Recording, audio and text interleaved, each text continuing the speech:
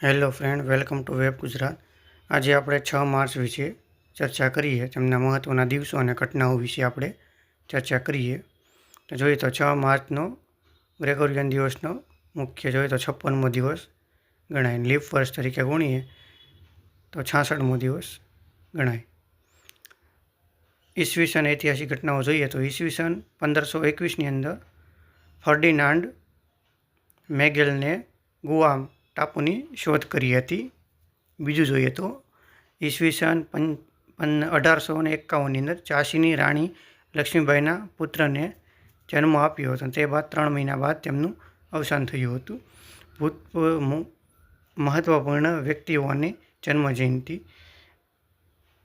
અંબિકા ચક્રવર્તીની જન્મજયંતિ જોઈએ તો ચિત્લાંગો એટલે કે બંગાળના વિદ્રોહના પ્રખ્યાત ક્રાંતિકારી અને સ્વતંત્રતા સેનાની અંબિકા ચક્રવર્તીનો જન્મ થયો હતો।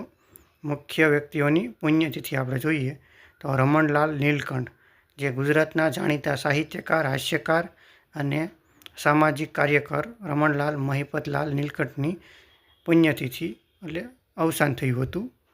પછી સુશીલા નાયર, જે ભારતના જાણીતા સ્વતંત્રતા સેનાની અને ગાંધીજીના અંગત ચિકિત્સક, જે સુશીલા નાયરનું અવસાન થયું હતું। પછી જોઈએ તો નેશનલ ડ્રેસ ડે, દર વર્ષે 6 માર્ચે આ દિવસની ઉજવણી થાય છે, જેની શરૂઆત 2016માં ફેશન ડિઝાઇનર એશલે લોરેન દ્વારા કરવામાં આવી હતી। જો તમને આ વિડીયો ગમ્યો હોય તો લાઇક, શેર અને સબસ્ક્રાઈબ કરજો। જય હિન્દ, જય ભારત।